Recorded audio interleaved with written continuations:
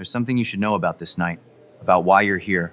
And once I say it, She accepted $6,000 from a cruel woman. The request? To go on a date just because she was overweight, humiliating the CEO for being seen with someone like her. What she didn't expect was that he was a billionaire, and now she's in serious trouble. Chapter 1. $6,000 to be fat. This was never supposed to be real. I know. Has anyone ever offered you $6,000 just to exist? No, wait. Has anyone ever offered you $6,000 to exist specifically because you're fat? Yeah. Welcome to my Tuesday that started with cold coffee and ended with the most bizarre and humiliating proposal I've ever gotten in my life. And look, I've been through every embarrassing situation possible, so the bar is high. But hold on. Let's go back a few hours because this story needs context, and I need a moment to breathe before reliving the absolute chaos that was this day. 3 hours earlier, I was at Between Pages bookstore, doing what I do best, which is pretending to organize the romance section while actually reading the synopses and judging the covers. Seriously, who approves these covers? Is this romance or deodorant advertising? The door chime rang and I didn't even look up because Derek was already running like an excited golden retriever to answer it. Then he came back with that look of someone who saw something disturbing and whispered, "Penny, there's a woman here who has Disney villain energy and she's asking for you." And I laughed because Derek always exaggerates. But then I saw her, and wow, he wasn't exaggerating one bit. Clarissa Beaumont walked into the bookstore like she was walking into a fashion show. Blonde like that expensive blonde you know costs more than my rent. Tall, thin, and wearing stiletto heels that could probably be used as a weapon. She had that look of someone who runs over dogs for sport, and then posts on Instagram about what a hard day it was. "You're Penny Brooks," she said. And it wasn't even a question. It was more of a statement like I already know everything about you, and I'm judging your life choices. "Yes, can I help you?" I responded in my best customer service tone, while mentally already planning my escape route. She looked me up and down, and I saw that look I know so well. You know, that body scan people do when they're calculating exactly how much space you take up in the world. She took a full 3 seconds looking at me and then smiled, and it was the kind of smile venomous snakes would give if they could smile. "Perfect," she said, and my brain kind of froze because that definitely wasn't the word I expected to hear. "Excuse me?" I said, because, honestly, what was she talking about? "You're perfect for what I need," she continued, approaching, and Derek beside me made a little noise that can only be described as a warning squeak. "Okay, this conversation is getting weird," I said, because someone needed to state the obvious. "Do you want to buy a book, or—" "I have a proposal," she cut me off, opening that expensive purse and pulling out a white envelope. "I'll pay you $6,000, and all you have to do is go on a date." Silence, like that movie silence before something explodes. "A date?" I repeated slowly, because clearly I heard wrong. "A blind date, tomorrow night. You'll spend a few hours with the guy and that's it. $6,000, she said like she was offering a normal temp job and not something that sounds extremely suspicious. I laughed that nervous laugh I give when I don't know whether to run or call the police. Why would anyone pay that much to? Because I want to humiliate him. She cut me off again, and the smile got more cruel. "And you're perfect for it." The air left my lungs all at once. Derek beside me went completely still, and I felt that familiar tingling of humiliation starting to crawl up my spine. "I'm perfect how?" I asked, and my voice came out quieter, more controlled, because I already knew the answer, but needed to hear her say it. "He's superficial, an idiot, deserves a lesson," she said, waving her hand in my direction so casually, so cruelly. "And you, well, look at you. Stab, right in the chest, right in that place that even after years of therapy still hurts when poked." Derek exploded. "Okay, you need to leave now before I—" "Continue," I said, and my voice came out cold. Even I was startled because normally I just laugh and pretend it doesn't hurt. But something in that moment, something about that woman made me want to hear it all. Clarissa smiled like she'd won something. "He likes different women, thin, tall, models, and you're the complete opposite." She laughed, and it was a shrill, unpleasant laugh. "It'll be delicious to see his face when you show up." "And what did he do to you?" I asked because there was a story here and I needed to know. "It called me superficial, in front of everyone at a fancy restaurant. Got up and left me sitting there alone." Her voice got bitter, venomous. "It was a public humiliation. Now it's his turn to go through that." "And you want me to be the revenge tool?" I said. "Exactly." She placed the envelope on the counter between us. $3,000 now, $3,000 after, and look. She paused dramatically. "Wear a sweatshirt, hair up, zero makeup. I want you to go as yourself as possible. I looked her straight in the eyes. Maybe I won't even have to try. Just being myself should be humiliating enough, right? Exactly, you got it, she said, and pushed the envelope closer. Tomorrow, 8 at night, Bellacino restaurant. His name is Zach. You in. And that's when my traitor brain started doing quick math. Eviction notice 60 days. Broken car 1,500 in repairs. Red electric bill. Bookstore cutting my hours. Therapy that's expensive but necessary. Mr. Rochester, my cat who needs shots. $6,000 would solve all of this. I grabbed the envelope. I accept. Clarissa smiled victoriously. Perfect. She was already leaving when she turned at the door. Oh, and Penny. Don't worry about impressing him. That cruel little smile again. It would be impossible anyway. The door closed. Derek exploded in a flurry of angry words, but I just kept staring at the envelope, feeling its weight in my hand. Penny, you can't do this, Derek said, grabbing my arm. I can and I will, I said, looking at him. It's one night with a superficial guy who's going to hate me anyway. What's the difference? The difference is the cruelty of all this, Derek said, and he looked genuinely worried. I forced a smile. Welcome to my life, Derek. 24 hours later, at 6:30 in the evening, Maya was sitting on my bed surrounded by clothes while I was having a mild to moderate panic attack. So you're really going to do this? She said for the 10th time. I need the money, I answered for the 10th time. But she wants you to go in a sweatshirt to humiliate you. Maya held up a shirt. This is cruel, Penny. I stopped, looked at my closet, and something inside me, something that probably came from the sessions with Dr. Lee, something rebellious and tired, said, you know what? Screw her. What? Maya blinked. I'm not going to give her that satisfaction, I said, grabbing my dark green dress, the one I love, the one that makes me feel beautiful. I'm going to wear what I want. If he finds me humiliating, that's his problem. But I'm going to be comfortable and pretty. Maya smiled that proud way. That's my girl. She wants me to be ugly. I'm going to be me, which is beautiful. Thank you very much, I said, and Maya laughed and helped me get ready. I put on the dress, did light makeup, left my hair down, and when I looked in the mirror, I thought, okay, I look good. I look like me, and that's gonna have to be enough. At 7:50 at night, I was in front of Bellacino restaurant. Fancy, like really fancy, like I definitely don't belong here fancy. The host looked at me and, to my surprise, smiled a genuine smile. Good evening, reservation. Hartley, I said, and my voice came out just a little shaky. Yes, Mr. Hartley is already at the table. This way, he said, and started guiding me through the restaurant. As we crossed the dining room, I felt stares, beautiful people, rich, thin people looking at me, and I took a deep breath. One night, $6,000. You got this, Penny. The table was in the corner, private, way too romantic for this to be just a cruel prank. And then I saw him, Zachary Hartley. My brain kind of stopped working for a second because he was handsome, like unfairly handsome. Dark gray suit without a tie, dark hair perfectly messy in that way rich men manage to make look effortless. Seriously, he was insanely handsome. Almost didn't seem real, but he was real, perfectly real. When he stood up, when he saw me, I noticed he was tall, like really tall, and had green eyes, green like emeralds, impossible to ignore. You must be my date, he said, extending his hand and smiling a small smile that seemed genuine. Zach. I shook his hand, firm, because Dr. Lee always says handshakes say a lot about self-confidence. Penny,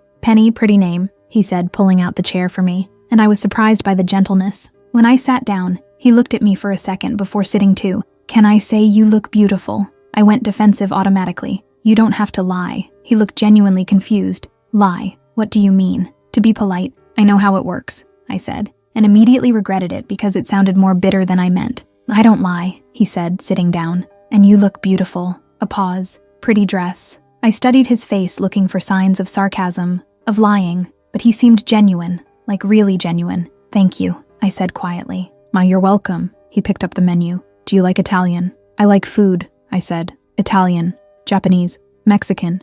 If you can eat it, I like it. He laughed, and it wasn't a polite chuckle. It was a genuine laugh. Honest. I like that. And that's when something strange happened. We started really talking. The waiter came. Zach asked if I wanted an appetizer, and I almost automatically was going to say no need when I remembered Dr. Lee's words, you deserve to eat without guilt. So I said, actually, yes, I'll have the burrata. And Zach smiled. Good choice. I'll order the same. While we waited, he said, you were ready to refuse. What? I asked. When I asked about the appetizer, you were going to refuse. Why? I got uncomfortable. I don't know. Habit. Habit of what? Not eating what you want, he asked, and there was something in his voice. something soft but firm. I don't know, being difficult, I said. Ordering food at a restaurant isn't being difficult, it's being human, he said seriously. I looked at him, really looked, and thought, who is this guy? You're right, I admitted. The conversation flowed naturally. Surprisingly, I discovered he was CEO of some tech company, that he watched random YouTube videos at 3 a.m. just like me,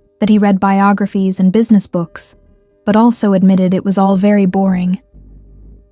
And what do you read? He asked, leaning forward, genuinely interested. Romance, I said honestly, like cheesy drugstore stuff, the really silly ones. I expected judgment, but he just said, makes sense. Does it? I asked, surprised. The world is unpredictable and complicated. Drugstore romance guarantees a happy ending, he said, and I almost fell out of my chair because he got it. He really got it. We talked about books, about shows, about how we both watched satisfying cleaning and restoration videos on YouTube. We laughed together for real, and I completely forgot this was all a farce. When dessert arrived, he got serious. Can I ask something personal? You can, I said, curious. Why did you accept a blind date? I froze. I wanted to try it. Lie. And do you regret it? He asked. No, I said honestly. You're surprisingly not horrible. He laughed. What a compliment. It's more than I expected, I admitted. And what did you expect? He asked, leaning in. Superficial idiot who was going to hate me, I said without filter, because at this point I'd had enough wine to be too honest. He looked genuinely confused. Why would I hate you? Because, I gestured at my body. Obvious. It's not obvious to me, he said. Are you being serious? I asked. Penny, I spent the last hour talking to you, he said. You're funny, smart, honest. Pause. Why would I hate you? Because usually people like you don't like people like me, I said quietly. People like me, he repeated. Beautiful, successful, pause, thin. He got irritated for the first time. Who told you I care about that? No one has to say it. It's obvious, I answered. No, it's not, he said firmly. My mom was plus size, beautiful, strong, best person I ever met, and my breath stopped. So no, I don't care about bodies. I care about, he looked at me. This, conversation, connection, you. I almost cried right there at the table. When we left the restaurant at 11 at night, after 3 hours that flew by, he asked, can I take you home? I can get an Uber. I started. Please, let me take you, he insisted. In his car, which was nice, but I honestly didn't care about the car at that moment, he asked, Penny, can I see you again? And I thought it wasn't supposed to be like this. I don't know, I said. Why? He asked, and he seemed genuinely confused. Because this is complicated, I said. Complicated how? He insisted. Nah, it just is. I looked at him, but it was a good night. Thank you. When he stopped in front of my building, he said, at least give me your number. Why? I asked. Because I want to call you, he said obviously. Why? I repeated. He laughed, frustrated. Because I like you. You barely know me, I said. So let me get to know you better, he practically begged. We looked at each other, pure tension between us. Look me up on Instagram, Penny Brooks, I said, and got out of the car fast before I did something stupid like kiss him. I'll find you, he yelled out the window. I ran into the building smiling like an idiot, but also feeling guilty because that night was real. The connection was real, but the reason I was there was completely false, and I didn't know how to fix it. Chapter 2. The Millionaire Discovery. He's not a billionaire? I woke up the next day with 3 terrible things happening at the same time. Mr. Rochester sitting on my chest staring at me like, where's my food? Useless human. My phone buzzing nonstop on the nightstand. And that horrible feeling of emotional hangover mixed with existential guilt. Great combination to start the day. Recommend it 0 out of 5 stars. I grabbed my phone still with half-closed eyes, and the first thing I saw was a bank notification. Deposit of $3,000. Along with a message from Clarissa that just said, good work. He left humiliated. My stomach turned. Because he hadn't left humiliated. Quite the opposite, actually. He had left smiling, waving at me through the car window like a lovesick teenager. And I had run into the building feeling butterflies in my stomach for the first time in years. So no, Clarissa, you can take your dirty money and your failed revenge and shove it where the sun don't shine. Thank you. Then I saw the other notifications. 15, all from Instagram. My heart did that stupid little jump that love-struck hearts do, and I opened the app with trembling fingers like a teen movie heroine, which was ridiculous because I was 29 years old and should be more mature than this. But apparently emotional maturity goes out the window when a gorgeous man shows genuine interest in you. Zach Hartley followed you. Zach Hartley liked your photo. Zach Hartley liked your photo. Zach Hartley liked your photo. I scrolled down the notification timeline and counted 47, 47 photos he had liked, some from years ago, like he had really dug through my entire profile. I looked at the timestamp of the first, 2 in the morning, and then I saw the comment on the most recent photo, the one I had posted last week of Mr. Rochester sleeping on my bookshelf. A Zach Hartley. Found you? Coffee today? Please don't leave me on read. I spent all night searching, and now I know you have 3 plants that you killed. A cat named Mr. Rochester. Excellent choice. And a questionable obsession with mugs with motivational phrases. I laughed out loud. Really loud. Mr. Rochester looked at me offended by the sudden noise. Sorry, baby, I said, scratching his head. But the hot guy just stalked me on Instagram and was adorable about it. Mr. Rochester yawned, clearly uninterested in my romantic crisis. Then panic hit because if he had stalked my profile, it was fair for me to stalk his too, right? Market research, Maya always said. So I clicked on his profile, and that's when my brain exploded. First photo, Zach at a corporate event, with a huge banner behind him saying, Hartley Tech, CEO Zachary Hartley. Second photo, Zach on the cover of Forbes, with the caption, 30 under 40, tech innovators changing the world. Third photo, Zach on a yacht. Yes, a real yacht, like the ones that appear in rap videos. No, I whispered to the universe. No, no, no. I opened Google and typed Zachary Hartley with trembling fingers. First result, Zachary Hartley, CEO of Hartley Tech, estimated fortune of $2.3 billion. Billions with a B for billionaire. I had gone on a paid date to humiliate a billionaire who had been nothing but kind, funny, genuine with me, a billionaire who had talked about his mom with so much affection I almost cried at dessert. I'm going to die, I said to my bedroom ceiling. I'm going to die without going to heaven, and I'll deserve it. I immediately opened the group, Penny Meltdown, that I had with Maya and Derek. I typed in all caps because the situation demanded it. Guys, the date guy is a billionaire, like an actual billionaire. Maya responded almost instantly. What? Wait, what do you mean? Derek sent right after. My fingers flew across the keyboard. Zachary Hartley, Hartley Tech, $2.3 billion. Oh my God. Wait, I'm going to search, Derek responded. 30 seconds of silence that felt like 30 years. Then Derek came back in total panic. Penny, he's like super rich. There are photos of him with various famous actors and politicians, and you were paid to humiliate him, Maya wrote, and I could feel the disbelief through the screen. I know, I responded, and he was perfect. Perfect, Maya, and now he wants coffee. Go, Derek sent, straight to the point as always. I can't, I wrote back. Why not? Maya asked. Because I was paid for it. It's a farce. He'll hate me when he finds out. I typed fast, the panic growing with each word. Derek took a few seconds to respond, and when it came, it was on point. Honey, he stalked your Instagram at 2 a.m., liked 47 photos, commented about your cat. This man already loves you. Derek's right, Maya agreed. Go to coffee and tell him the truth. What if he hates me? I practically screamed through the keyboard. Then at least you were honest, Derek wrote. But I'm betting my salary he won't hate you. Go, Penny, Maya sent. And I could imagine her serious face. You deserve to be happy, even if it started wrong. I looked at my phone, at his comment on Instagram, at the smile I could feel through the typed words. 3 hours passed. 3 hours of me typing and deleting responses, walking around the apartment, talking to Mr. Rochester, who remained supremely disinterested, eating half a pint of ice cream I didn't even remember having in the freezer. Then more messages from him came on Instagram, one after another like he couldn't control himself. Coffee? Please? I promise not to bite. And another message below said, unless you ask? Okay, that was weird.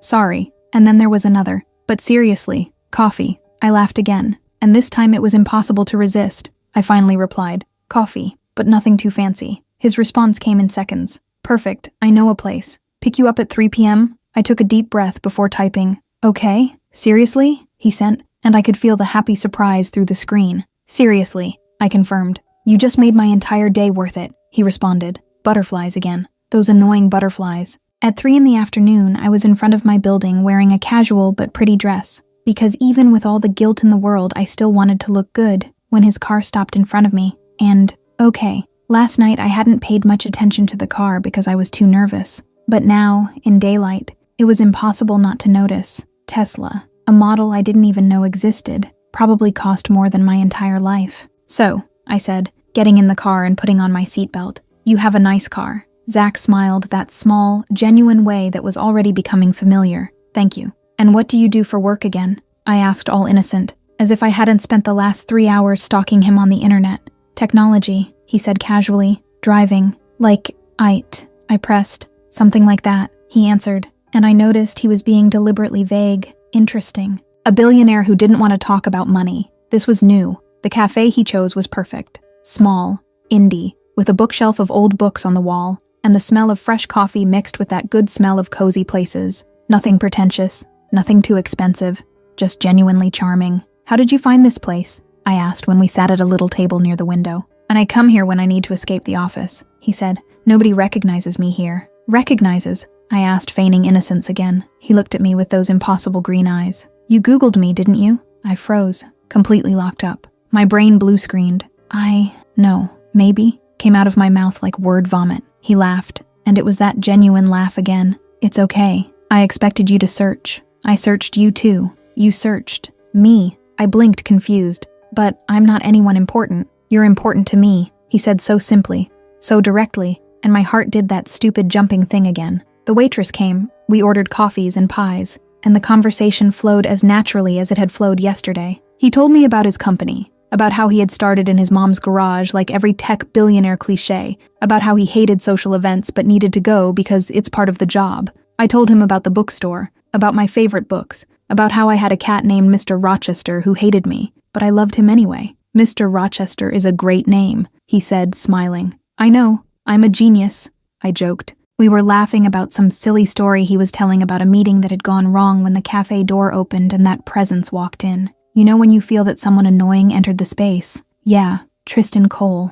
I recognized him from photos on Zach's Instagram. Handsome like a men's magazine model. Rich like my dad has 3 yachts. And with that energy of someone who's never been rejected in their life. Zach, he yelled, crossing the cafe. Man. Then he saw me and his face did that thing. You know, that not very pleasant micro-expression of surprise. Oh, Zach got tense. Immediately, I saw his shoulders stiffen, his jaw clench. Tristan, he said, and the name came out cold like ice. Didn't know you were... Tristan looked me up and down. Too obvious, too cruel, busy. Hi, I said, because someone had to break that awkward silence. Tristan. Man, can I talk to you for a second? He said, already pulling Zach by the arm, looking at me like, you understand, right? No, Zach said firmly, pulling his arm away. But it's important. It's about... Tristan looked at me again. Your choices. The temperature in the cafe dropped about 10 degrees. No, Zach repeated, his voice even colder. I'm busy, as you can see. Tristan laughed that nervous little laugh of someone who's not used to being rejected.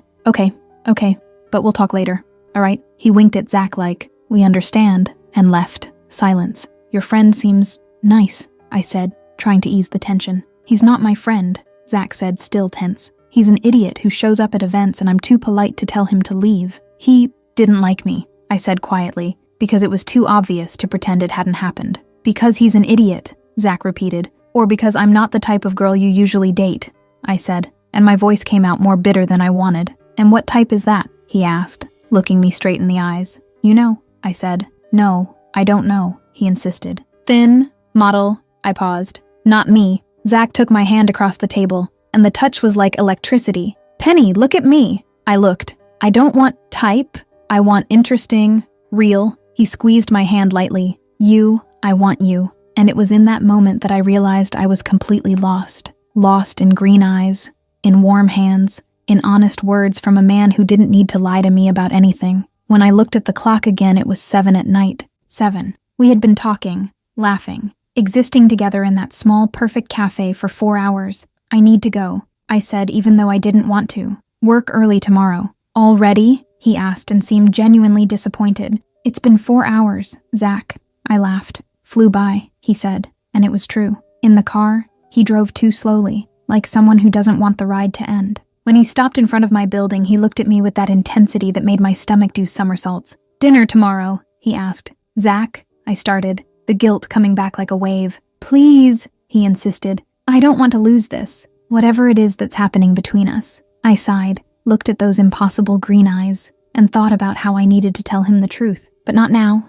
not yet. Just a little more happiness before everything crumbled. Okay, I said. Dinner, but a normal place. No 5-star restaurants. Deal. He smiled that beautiful smile. Then he leaned in, forward, close. So close I could smell him. Something between expensive cologne and coffee. My heart stopped. He stopped inches from my face, eyes on my lips. "Sorry," he whispered, too fast. "Maybe," I whispered back, even though I wanted that kiss more than air. "Tomorrow?" he asked, voice husky. "Tomorrow," I confirmed. I got out of the car in slow motion, floating like a rom-com character, and when I got to my apartment, I leaned against the closed door and smiled like a complete idiot. And then the guilt hit. Hard, heavy, because all of this was built on top of a lie. And when he found out, when he knew I had been paid to humiliate him, this house of cards was going to collapse, and I didn't know if I was going to survive the fall. Chapter 3: Chemistry and Public Cruelty. I don't care what they say. I choose you. A week after the first date, and I had officially become that person. You know, that person who checked their phone every 5 minutes waiting for a message, who smiled like an idiot when they saw his name on the screen, who had butterflies in their stomach just thinking about seeing him again. I had become a sappy romance protagonist, and honestly, I was loving every pathetic second of it. We had seen each other every day this week. Breakfasts before work, quick lunches during breaks, dinners that stretched late into the night, walks in the park with no specific destination. It was like that initial relationship phase you see in movies and think, nobody is that clingy in real life. But surprise, we were exactly that clingy. Derek was having the time of his life watching everything from the front row. It was Saturday afternoon, and I was organizing the nonfiction section, which basically meant I was moving books from one side to the other with no real purpose while thinking about Zach. When Derek appeared out of nowhere next to me and whispered in my ear like a secret agent, "Your billionaire boyfriend is here." I almost dropped the stack of books I was holding. "He's not my boyfriend. Yet," Derek said with that mischievous smile of his. I turned around and there was Zach, standing at the bookstore entrance wearing jeans and a casual shirt that probably cost more than my monthly salary. But that made him look absurdly normal and absurdly gorgeous at the same time. When he saw me, he smiled, and that small, rare smile of his made my stomach do somersaults. "Hi," he said, approaching. "Hi," I responded, and internally cursed myself for sounding like a silly teenager. "What are you doing here?" "Came to get recommendations," he said, and then pulled from his pocket a folded piece of paper. "You said these were good." He unfolded the paper, and I saw a list, a handwritten list, with that beautiful, organized handwriting, of all the drugstore romances I had mentioned during our conversations this week. All of them. Even the one I had mentioned in passing on Tuesday between bites of pasta. He had written them down. All of them. "You," I started, and my voice came out kind of strangled with emotion. "You're really going to read them?" "Of course," he said, like it was the most obvious thing in the world. "You recommended them." I stood there, holding those non-fiction books, looking at that gorgeous man holding a list of cheesy romances, and felt my heart melt like ice cream in summer sun. "That's adorable," I said quietly. Zach leaned closer, that playful little smile on his lips. "Don't tell anyone," he winked. "I have a reputation to maintain." From the other side of the store, Derek wasn't even trying to pretend he wasn't listening to everything. "I already love you," he yelled, and several customers looked confused. Zach laughed. I died of embarrassment, and Derek stood there looking extremely proud of himself. A few hours later, when my shift ended, Zach was waiting for me outside the bookstore holding 2 ice creams. "Thought we could walk a bit," he said, handing me one. "If you want." "Pistachio ice cream," I said, looking at the flavor. "How did you know?" "You mentioned on Thursday it was your favorite," he said casually, like storing random information about me was the most natural thing in the world. We walked with no set direction, just talking and eating ice cream, until we ended up at that small park near downtown. The late afternoon was beautiful, with that golden light that photographers love, and that made everything look like a romantic movie scene. "Can I ask something?" Zach said suddenly, stopping under a tree. "Always dangerous, but go ahead," I answered. He looked at me seriously, in that intense way that made my stomach flip. "Why do you act like you don't deserve this?" He gestured between the two of us. "This what?" I asked, even knowing exactly what he meant. "Attention? Interest?" He paused. "Someone liking you." I laughed, but it was that bitter laugh that comes out when the truth hurts, because usually when someone likes me, it's a joke, a bet, charity, you know how it is. "Look at me," Zach said, voice firm but gentle. I looked. "This isn't a joke. It's not a bet, and it's definitely not charity," he said each word slowly, with weight. "I like you, for real." "Why?" I asked, voice small like an insecure child. "Because you make me laugh. You challenge me. You're honest." He took a step closer. "And because when I'm with you, I don't want to be anywhere else." I felt tears burning in my eyes.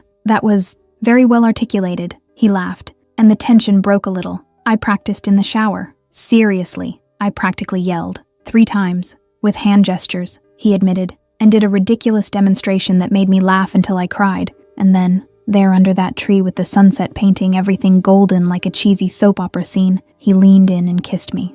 It was soft, perfect, made my brain shut off and my heart race. And when we pulled apart, I whispered like a complete idiot, "Wow." "Agreed," he said, smiling. "You're good at this," I admitted. "Also practiced in the shower," he joked. "Stop making me laugh," I said lightly, hitting his arm. "Never," he promised, and kissed me again. On Sunday morning, I woke up the happiest I had woken up in years, until I grabbed my phone and saw 89 notifications. 89. My stomach sank before I even opened the app, because 89 notifications is never a good thing. Nobody wakes up to 89 congratulations or well wishes or good things. I opened Instagram with trembling fingers. The first thing I saw was a photo of me and Zach at the park, kissing. That perfect moment under the tree with the sunset in the background, captured by someone who was clearly following us, posted by an account called Elite Gossip NYC. Caption: Billionaire CEO Zachary Hartley caught with new hot girlfriend. Who's the lucky lady? The comments were a mixture of venom and support that made my stomach turn.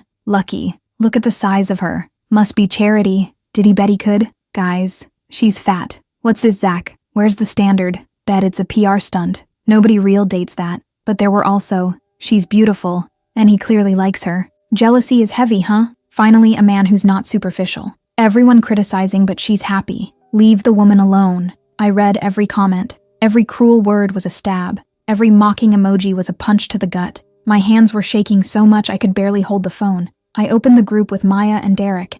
"Did you guys see?" I typed. "Saw it," Maya responded almost instantly. "Who posted this?" "Some asshole paparazzi," Derek sent, clearly furious. "The comments?" I wrote, fingers trembling. "They're, wow. Don't read them," Maya sent in all caps. "Already read them," I responded. "Penny, they're jealous," Derek wrote. "Or they're right," I typed back. "Maybe it is charity, maybe he—" "Penny, no," Maya interrupted. "He likes you," Derek insisted. "Or he feels sorry for me," I wrote, and turned off my phone before they could respond. I sat on the living room floor, back against the wall, and Mr. Rochester came to rub against my legs like he always did when I was sad. I picked him up and started crying, that ugly silent cry that hurts in your chest. And then I did something I hadn't done in months. I went to the kitchen and grabbed the package of cookies. I ate one, then another, then 3 more, until half the package was gone and the guilt came strong, heavy, suffocating. "Great, Penny," I said to myself, solving emotional problems by eating. Dr. Lee is going to love hearing this at the next session. At the Hartley Tech office, at 10 in the morning on the same Sunday, James came running into Zach's office like the building was on fire. "Boss, did you see?" he asked, breathless. Zach looked up from his computer screen, confused. "See what?" James simply handed him his phone. Zach saw the photo, saw the caption, started scrolling through the comments, and James saw the exact moment his boss's face closed into a dangerous expression. "Who posted it?" Zach asked, voice low and controlled. The kind of voice James had learned meant someone was going to have a bad time. Gossip account, Elite Gossip NYC, James said quickly. But the comments, "Boss, it's ugly." Zach kept reading, and with each cruel comment his jaw got tighter, his fingers whiter from gripping the phone so hard. "Send it to legal," he said finally. "I want that account taken down, now." "Already sent it," James responded. "But boss, Penny, she must have seen this." Zach grabbed his own phone and called. Voicemail. Called again. Voicemail. "Damn," he whispered. And James had never seen his boss so worried. 15 minutes later, Zach was knocking on Penny's apartment door, insistent, desperate. When she opened it, with red eyes and a face swollen from crying, his heart broke. "You saw it," he said. "It wasn't a question. Everyone saw it," she responded, voice hoarse. "Penny," he started, entering the apartment. "They're right, aren't they?" She cut him off with a bitter laugh. "Bet, charity, joke. The billionaire doing charity with the fat girl. It's nothing like that," Zach said firmly. "Then what is it?" "Zach," she exploded, voice rising. "Why are you here? With this?" She gestured to her own body with contempt. "Stop talking about yourself like that," he said, irritated for the first time with her. "It's what everyone's saying," she yelled back. "I'm not everyone," he yelled too, and the silence that followed was deafening. They stood there, looking at each other, breathing heavily, until Zach took a deep breath and softened his voice. "Penny, look at me." She looked, tears streaming down her face. "I don't care what they say," he said, taking her hand. "I care about you, and I'm going to fix this." "How?" she asked, voice broken. "You'll see," he promised. At 3 in the afternoon that same Sunday, Zachary Hartley posted on his verified Instagram with 2 million followers. The photo was the same, him and Penny kissing in the park. Golden light. Perfect moment. But now posted by him. The caption said, "This is Penny. She's smart, funny, kind, and the most genuine person I've ever met. The comments about her are cruel, unnecessary, and completely wrong.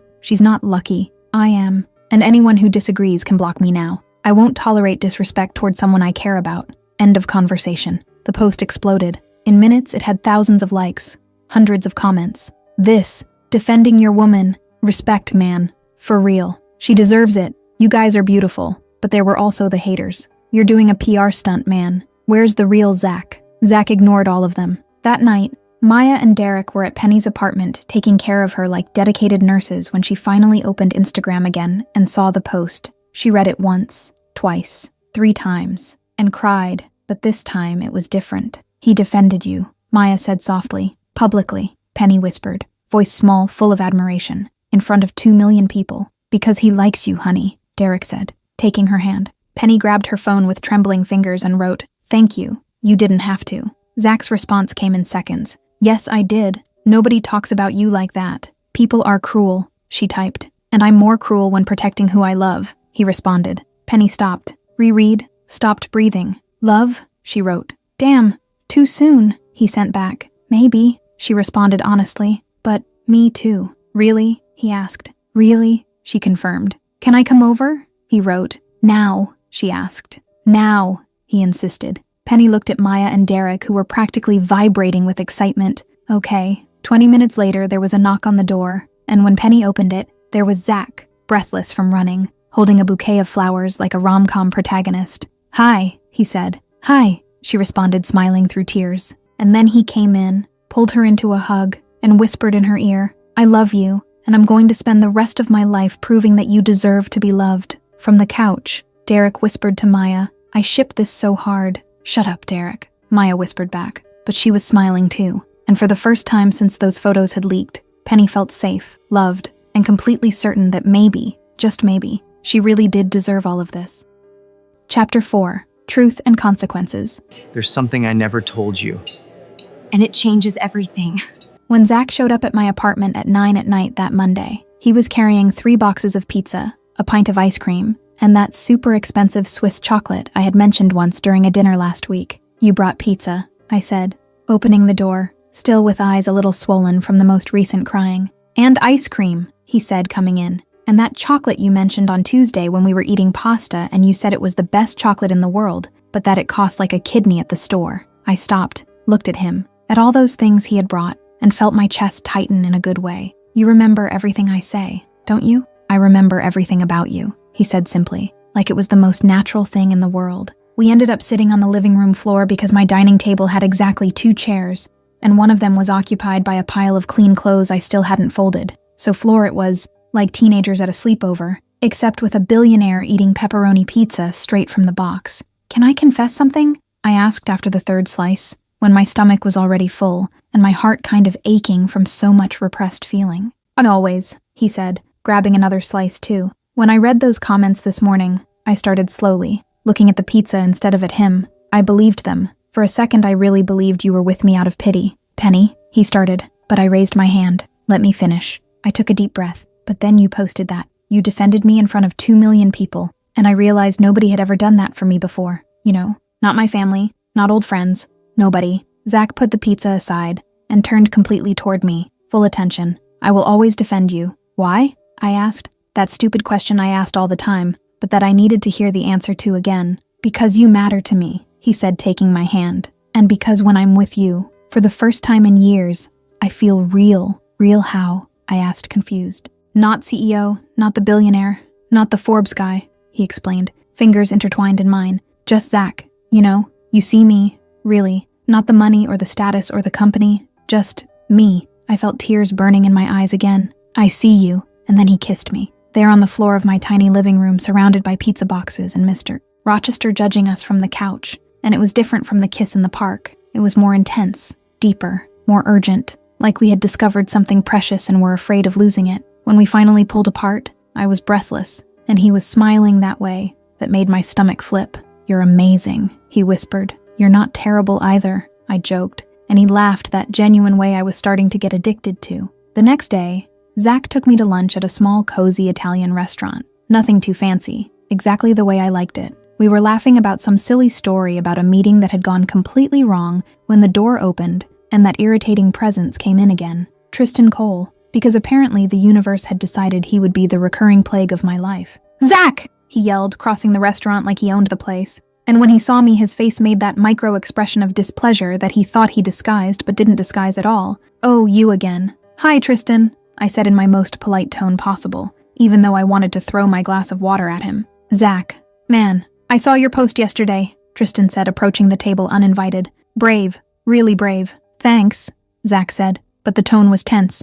I could feel it. "But like, seriously?" Tristan continued, looking me up and down again in that disgusting way. "You wither. It's so different. You usually go for the thin ones. Tall, like models, you know." The temperature in the restaurant dropped about 20 degrees. "I'm going to the bathroom," I said, standing up quickly, because I needed to get out of there before I did something I'd regret, like cry in front of the idiot or worse. I crossed the restaurant in quick steps, went into the bathroom and leaned against the sink, breathing deeply, like a person having a panic attack, which technically I was having a little bit. Outside, at the table, Zach watched Penny leave, and something inside him broke. "What the hell is your problem?" he practically growled at Tristan. "Relax, man." Tristan raised his hands like he was innocent. "I'm just being honest. You've never been with this type." "Stop talking," Zach said, voice dangerously low. "But it's true," Tristan insisted. "You always went for the tall, thin ones. Like that model you went out with last year. Or that actress, remember?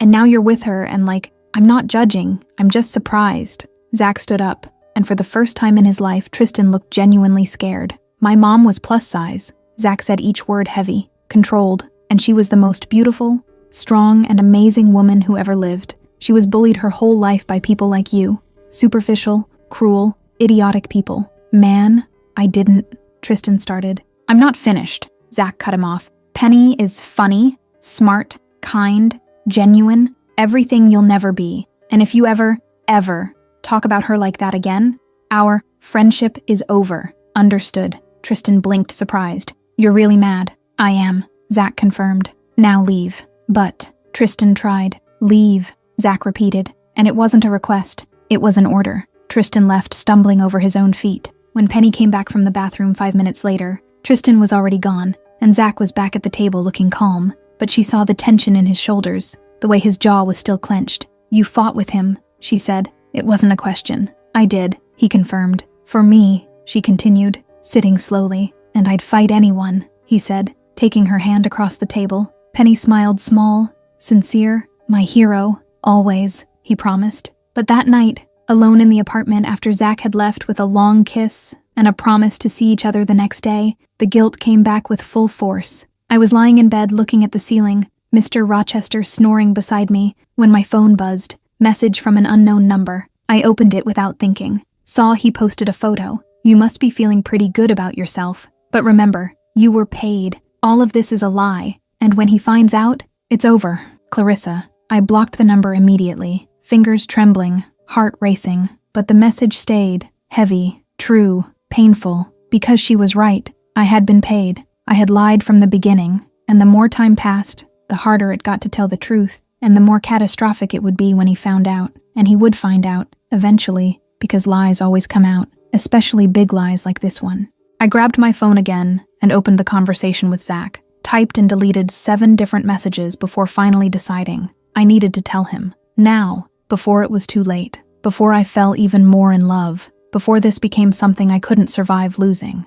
The next afternoon, when Zach showed up at the bookstore to pick me up for coffee like it had become habit, I took a deep breath and said, "I need to tell you something." "Sure," he said, smiling. "What's up?" "Not now," I said quickly, nervous. "Tomorrow, dinner. It needs to be in person. Like, sit down and really talk." His smile faltered a bit, concern appearing in his green eyes. "Is everything okay?" "It will be," I said, even though I wasn't sure at all. "I promise." "Penny, you're scaring me," he said, taking my hand. "What happened?" "Nothing happened," I lied. Terrible liar that I was. "I just need to tell you something important. Okay? Tomorrow." He studied me for a long moment, those green eyes searching for something in my face. and then nodded slowly. Okay, tomorrow, but if you need to talk before, I know where to find you, I finished, trying to smile. He kissed me softly, lingering, like he was memorizing the moment. And when he left, I stood there in the middle of the bookstore thinking about how the next time we saw each other, everything could be destroyed. You're going to tell him. Derek appeared out of nowhere next to me. I am, I confirmed, voice small. What if he hates you? Derek asked gently. Then at least I was honest, I said, repeating the words he himself had told me days ago. He won't hate you, Derek said confidently. That man loves you too much. I hope you're right, I whispered. But deep down, I was terrified that he was completely wrong. Chapter 5, The Truth Destroys and Rebuilds. Can you do with the scene this seeking? I don't know who you are anymore. The restaurant was small, cozy, with those little candles on the tables that should have been romantic, but at the moment were just making me sweat even more from nervousness. I was shaking so much, I dropped my fork twice before the food even arrived, which was a personal record for anxiety, even for me. Zach noticed. Of course he noticed, because the man paid attention to literally everything about me. You're shaking, he said, taking my hand across the table. I'm nervous, I admitted, voice coming out kind of strangled. Why? He asked gently, those green eyes full of concern. Because I need to tell you something. I took a deep breath, trying not to throw up from anxiety. And you're going to hate me. I'm not going to hate you, he said too confidently for someone who didn't know what was coming. Don't say that before you know, I warned. And my voice came out so serious he looked genuinely worried. Okay, he said slowly, squeezing my hand. Then tell me. I looked at his hand holding mine, memorized the feeling because it would probably be the last time, and started. Remember our first date, when you asked why I accepted? You said a friend insisted, he confirmed. I lied. I blurted out fast like a Band-Aid being ripped off. Someone paid me to go. I saw the exact moment his brain processed it, when the confusion turned to shock in his eyes. What? A woman, Clarissa, I continued quickly before I lost my courage, offered me $6,000 to go on a date with you, to humiliate you. Zach let go of my hand, leaned back in his chair like he'd been punched. Humiliate how? By showing up, by existing. The tears started falling and I didn't even try to stop them. She said you were superficial, that I was the opposite of your type, that it would be hilarious to see your face when I showed up. He was silent for too long, processing, and each second of that silence was torture. You accepted money to humiliate me, he said finally, voice low, dangerously calm. I needed it, I exploded desperately. Late rent, broken car, bills piling up. I was desperate, but I swear I didn't know who you were. I didn't know you were you. And when you found out? He asked, still in that cold voice I'd never heard from him. The next day, when you found me on Instagram, I admitted. And you continued, he said. It wasn't a question, it was an accusation. Went out with me, kissed me, said you loved me. All a lie. No, I grabbed his hand, but he pulled away and my heart broke. Zach, this is real. My feelings are real. I fell in love with you for real. How do I know? He asked, standing up. How do I know this isn't part of the plan? Because I'm telling you, I practically yelled, tears streaming, even knowing you'll hate me. I didn't want to lie anymore. I need time to process all this, he said, grabbing his wallet. Zach, please, I started, but he was already leaving. The door closed behind him, and I stayed there, alone at a table for two, with a stupid romantic candle and a completely destroyed heart. In the car, Zach punched the steering wheel 3 times before he could breathe right. His phone rang. James, boss, you okay? James asked, worried. She tricked me, Zach said, voice hoarse. From the beginning. What? James sounded genuinely shocked. Zach told him everything, every painful word, every detail of the betrayal. When he finished, James was silent for a moment before speaking. Boss, breathe and think about this. She told you the truth, even knowing she'd lose you. Doesn't that count for something? But she lied first, Zach exploded. And because she was desperate, James argued. And after, she fell in love and chose honesty. That has to be worth something. Zach hung up without answering, but the words kept echoing in his head. At my apartment, Maya and Derek had arrived before I even called, like they had sensed my tragedy through telepathic friendship. You did the right thing, Maya said for the 5th time while I cried, hugging my pillow. Then why does it feel so wrong? I sobbed like a dramatic character in a Mexican soap opera. Because it hurts, Derek said, sitting on the edge of the bed. But you were honest? That matters. And I lost him, I said, and my voice came out so broken that even Mr. Rochester looked concerned from the other side of the room. I got up, went to the kitchen, and before Maya or Derek could stop me, I already had the package of cookies in my hand. I ate 5, 6, 7, until half was gone, and the guilt came heavy, familiar, suffocating. Perfect, I said to myself, solving emotional trauma by eating. Dr. Lee is going to have material for 3 sessions. Penny, Maya started gently. I ruined everything, I interrupted. He was perfect, and I ruined everything. You were brave, Derek corrected, and if he doesn't come back, then he doesn't deserve you. But I didn't believe that, because I knew the truth. If someone didn't deserve someone here, it was me who didn't deserve him. At the Hartley Tech office the next day, James had that look of someone who had discovered something important and needed to tell immediately. He had spent the night investigating Clarissa Beaumont, and the more he discovered, the more interesting it got. First, there was no record of Zach and Clarissa going out together publicly. Second, no news about him humiliating her at any restaurant. Third, what he found was different. Very different. Zach had ended a casual affair with her 6 months ago because, in his words, in a message to a friend that James got access to, "She's cruel to waiters and treats staff like garbage. I can't do it anymore." Clarissa had created the whole story, made herself the victim, and used Penny as a revenge tool. James grabbed the phone. "Boss, you need to see this now." At 8 at night, in the empty Hartley Tech office, James placed all the screenshots, messages, and evidence on the desk in front of Zach. "She lied," James said directly. "Clarissa lied about everything." Zach read each document, each message, each piece of evidence, and felt the anger grow, but not at Penny, at Clarissa. "You never publicly humiliated her," James continued. "You ended an affair because she was cruel and she didn't accept it. And manipulated Penny," Zach said slowly, processing, "who was desperate for money." "Exactly," James confirmed. "And even so, boss, even after everything, Penny told you the truth, knowing she'd lose you." Zach grabbed his phone, opened the gallery, looked at a photo of Penny smiling in that small cafe they had gone to together. Happy, real, genuine. "She chose you," James said softly. "Even knowing it would destroy everything. She chose honesty. She chose you. Isn't that love?" Zach kept staring at the photo, at that smile he had learned to love, and realized what an idiot he'd been. "I was an idiot," he said finally. "Finally you realized," James responded, relieved. "I need to fix this." Zach was already grabbing his car keys. "Then go," James encouraged. "And boss, don't screw it up again." "I won't," Zach promised, and ran out. Chapter 6. $6,000 of True Love. It started with a lie, but I'm still here. 3 days after Zach walked out of that restaurant, I did something I should have done from the beginning. I transferred the $6,000 back to Clarissa's account with a simple message. "I don't want your dirty money." I picked up extra shifts at the bookstore, went back to therapy with Dr. Lee, who looked at me proudly and said, "You chose integrity. That's growth," and tried to survive the pain of losing the man I loved. It hurt, like physical pain in my chest every time I breathed, but I was surviving, one day at a time. The following Saturday, I was organizing the romance section when Derek came running like he always did when something important happened. "Penny, he's here." My heart stopped. Who? Who do you think?" Derek rolled his eyes. "Your lovesick billionaire idiot." I turned around and there was Zach, standing at the bookstore entrance holding a bouquet, but not of flowers, of books. All those cheesy romances I had recommended to him. "Can I talk to you?" he asked, voice soft, careful. I just nodded,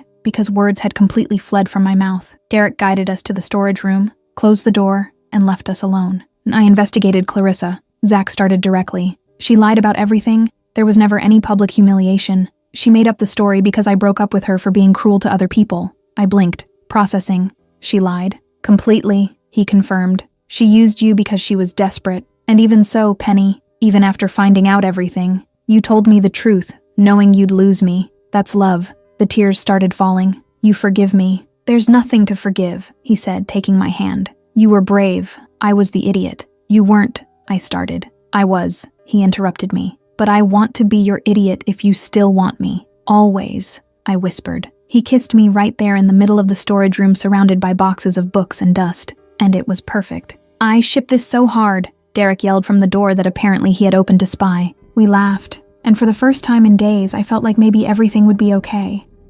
A few weeks later, at a social event that Zach had convinced me to go to, Clarissa showed up, because of course she would show up.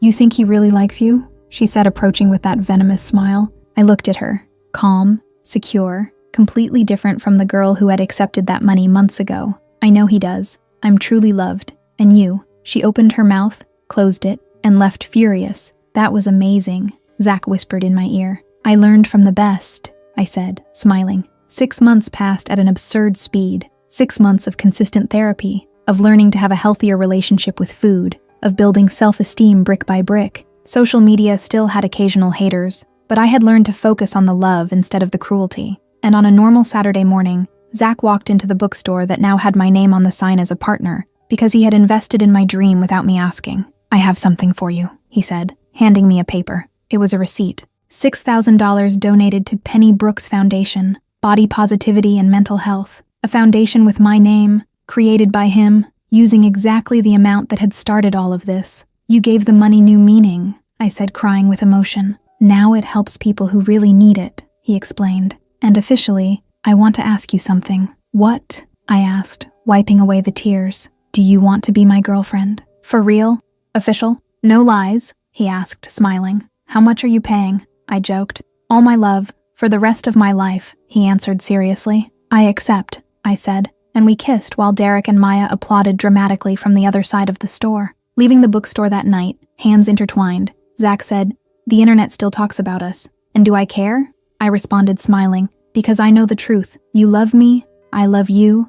The rest is just noise." "When did you get so wise?" he asked, laughing. "I always was," I teased. "You just took a while to notice." We laughed, walked down the lit street, completely happy. Because has anyone ever offered you $6,000 to be yourself? And discovered that true love comes when you stop pretending and choose honesty, even when it hurts. Welcome to my happy ending, which started with a lie, but ended with truth, growth, and love. Always love.